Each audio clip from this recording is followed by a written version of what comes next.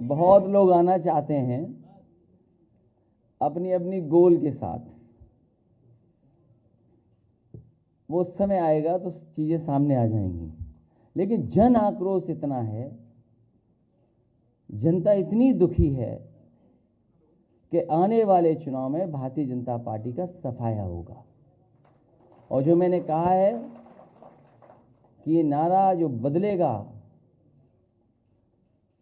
भाजपा परिवार भागता परिवार ही दिखाई देगा।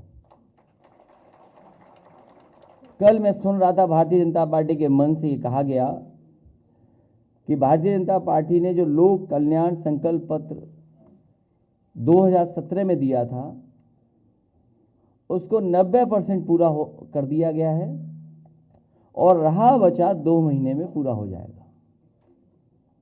मुझे लगता यह है कि भारतीय जनता पार्टी ने एक बार लोक कल्याण संकल्प पत्र बनाया 2017 का और उसके बाद उसको कूड़ेदान में फेंक दिया,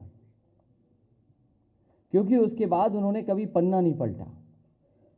हालांकि ये दावा करते हैं कि पन्ना प्रभारी बहुत बनाते हैं, लेकिन अपना ही लोक कल्याण जो मैनिफेस्टो था वो भूल गए। और इस मैनिफेस्टो में सबसे पहली बात किसानों के लिए जो कही गई वो मैं उसी से पढ़ देता हूं। उसमें कहा गया कि 2022 तक उत्तर प्रदेश के किसानों की कृषि आमदनी को दोगुना करने के लिए एक विस्तृत रोड मैप तैयार किया जाएगा। और मंचों से यह भरोसा दिलाया गया किसानों को कि आने वाले समय में उनकी आमदनी दोगुनी हो जाएगी। आज किसान उत्तर प्रदेश का जानना चाहता है कि आखिरकार आय कब दोगुनी होगी। और जिस तरह से महंगाई बढ़ी है, हर जरूरत की चीज महंगी हो गई है। केवल यही झूठ नहीं है, भविष्य में गन्ना किसानों को फसल बेचने के 14 दिनों के भीतर पूरा भुगतान हो जाएगा।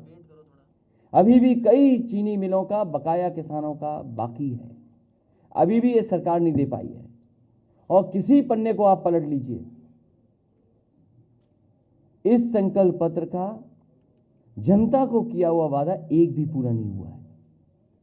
सरकार का यह दावा था कि सरकार न्यूनतम समर्थन मूल्य पर किसानों के धान की खरीदारी के लिए व्यवस्था करेगी। धान तैयार है, पीलीभीत, शाहजहांपुर, लखीमपुर, इन इलाकों में धान कट गया है, लेकिन जो कीमत तय की गई थी सरकार की तरफ से, एक भी किसान को सरकार नहीं दे पाई है। और जो नुकसान हुआ है किसान का, जो किसान का नुकसान हुआ है बेमौसम बारिश होने की वजह से, उसकी भी एक भी भरपाई अभी तक भारतीय जनता पार्टी नहीं कर पाई है। और यही नहीं, कृषि का बुनियादी ढांचा को बेहतर करेंगे, इंफ्रास्ट्रक्चर को बेहतर करेंगे। उत्तर प्रदेश का किसान जानना चाहता है कि जो मंडी व्यवस्था पहले से लागू थी, उस मंडी व्यवस्था में कितना सुधार आया है, और उस सुधार के साथ साथ आपने एग्रीकल्चर के लिए, इंफ्रास्ट्रक्चर के लिए कौन सा अच्छा फैसला लिया, अच्छा काम किया है। जो मंडी बन भी रही थी उनका काम नहीं आगे बढ़ा, और जो चलती हुई मंडी थी उनको इस सरकार ने बंद कर दिया। सिंचाई को लेकर के न जाने कितना बड़ा दावा किया गया कि 20,000 करोड़ का फंड बनाया जाएगा। वो पता नहीं 20,000 करोड़ कहां चले गए, उसका फंड बन पाया कि नहीं बन पाया है।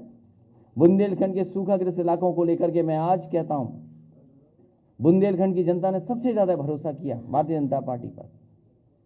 सभी सांसद, सभी विधायक जिता दिए, और जितना भरोसा जनता ने किया उससे ज्यादा बड़ा धोखा भारतीय जनता पार्टी ने बुंदेलखंड की जनता को दिया है। न पानी मिला उन्हें, न पीने का पानी उपलब्ध करा पाए, और महंगाई तो बढ़ाई बढ़ाई। और जिस समय मजदूर आए थे बुंदेलखंड में, लोगों की जान चली गई, लेकिन किसी की मदद नहीं की सरकार ने, और वापस मजदूरों को फिर वापस जाना पड़ गया। सिंचाई का कोई इंतजाम सरकार नहीं कर पाई, कोई पन्ना उठा करके देख लीजिए आप। दुग्ध विकास को लेकर के वही जो समाजवादी सरकार में काम हुआ था, उस काम को भी आगे नहीं बढ़ा पा रहे हैं। समाजवादी सरकार थी तो मदर डेयरी का प्लांट 5 लाख लीटर प्रोक्योरमेंट का प्लांट लग गया था। लखनऊ में अमूल का प्लांट लग गया था 5 lakh litre procurement per day का। इसी तरह भोगनीपुर में 5 लाख लीटर प्रतिदिन मिल्क का प्लांट लग गया था। काऊ मिल्क डेयरी प्लांट लगा था कन्नौज में। और बहुत सारे उत्तर प्रदेश के पराग के प्लांट को सुधारने के लिए हजारों करोड़ रुपए बजट के माध्यम से दिया गया था। जो गुजरात से अमूल है, नया प्लांट तो नहीं लगा, लेकिन समय समय पर इन अमूल प्लांटों में गुजरात से दूध आता है। सोचिए, उत्तर प्रदेश के किसानों का दूध नहीं खरीद रही सरकार, गुजरात से दूध ला करके इन प्लांटों को चलाया जा रहा है। पशुपालन में तो क्या काम हुआ है, इससे बेहतर कोई जान नहीं सकता है। किस पन्ने को मैं पलटूं? मैं तो पत्रकार साथियों से कहूंगा कि एक पन्ना पलट करके आप हमें भी दे दो तो मैं पढ़ दूं कौन सा बड़ा झूठ उसमें लिखा गया है। फूड प्रोसेसिंग क्या हुआ है पता नहीं।